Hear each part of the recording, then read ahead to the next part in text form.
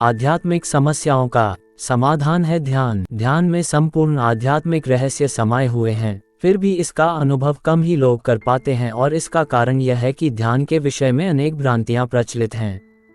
कतिपय लोग ध्यान को महज एकाग्रता भर समझते हैं। कुछ लोगों के लिए ध्यान केवल मानसिक व्यायाम भर है। ध्यान को एकाग्रता समझने वाले लोग जिस किसी तरह से मानसिक चेतना को एक बिंदु पर इकट्ठा करने की कोशिश करते हैं, हालांकि उनके इस प्रयास से परामानसिक चेतना के द्वार नहीं खुलते, उन्हें अंतर जगत में प्रवेश नहीं मिलता। वे तो बस बाहरी उलझनों में भटकते अथवा मानसिक द्वंद्वों में अटकते रहते हैं। जिस तरह दवा शरीर से बीमारियों को दूर करती है, उसी तरह ध्यान अंतस को स्वस्थ करता है। ध्यान हमारी जागरूकता और हृदय सहित सभी इंद्रियों की संवेदनशीलता को तेजी से बढ़ाता है। ध्यान हमारी भावनाओं में वृद्धि करता है और सकारात्मकता को भी बढ़ाता है। यही सकारात्मकता और भावनाएं हमें ईश्वर के निकट ले जाती हैं। ध्यान का मतलब कुछ करना नहीं है। ध्यान है पूर्ण विश्राम की अवस्था में सांसों के प्रति चेतन होना।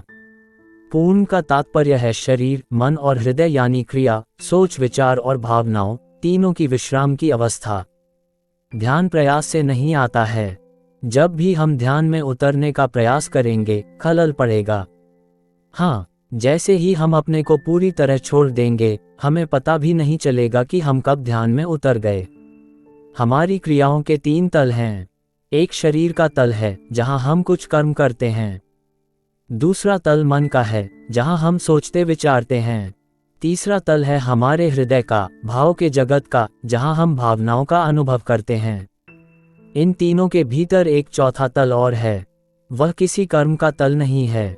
वहां सिर्फ प्राण है, सिर्फ चेतना है, जहां जब हम शरीर, मन या हृदय से कुछ भी नहीं कर रहे होते हैं। हम समझते हैं कि अगर हम बीमार नहीं हैं तो हम स्वस्थ हैं, लेकिन बीमार न होने का मतलब स्वस्थ होना नहीं है।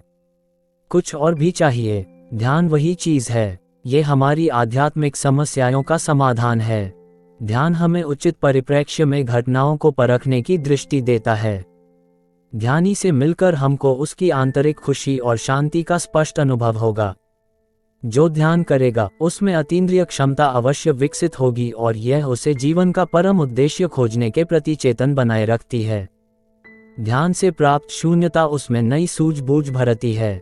इस बात की प्रबल संभावना होती है कि ध्यानी स्वतंत्र व आत्मनिर्भर विचारों का स्वामी होगा। उसकी वृत्ति आविष्कारक, सृजनात्मक, कलात्मक व साहित्यिक होगी।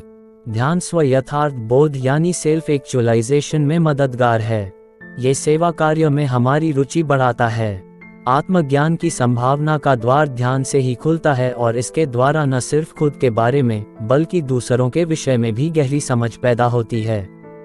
ये ध्यान ही है जिससे तन, मन और चेतना के बीच के सामंजस्य की अखंडता को समझना और उसे साधना संभव होता है। इससे आध्यात्मिक विश्राम की गहराई में डुबकी लगती है और व्यक्ति विकार रूपी शत्रुओं से मुक्त होने लगता है व उसमें दूसरों की उन्नति के प्रति सहर्ष स्वीकार का भाव बनता है। ध्यान करने वाला जो पहले था वही नहीं रह जाता। जीवन के प्रति उसका दृष्टिकोण बदल जाता है। उसके भीतर मैत्री भाव और क्षमा भाव भी आता है।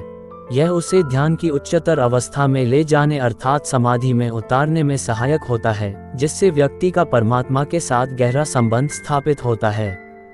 वास्तविक योग यही है। ध्यानी अंतर्मुखी जरूर होता है, मगर वह गंभीर नहीं होता।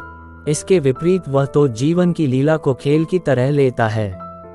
यही प्रवृत्ति उसे वर्तमान में जीने में मदद करती है, जिससे दृष्टाभाव विकसित होता है और व्यक्ति के लिए स्वयं को घटना का साक्षी मात्र समझना आसान होता है।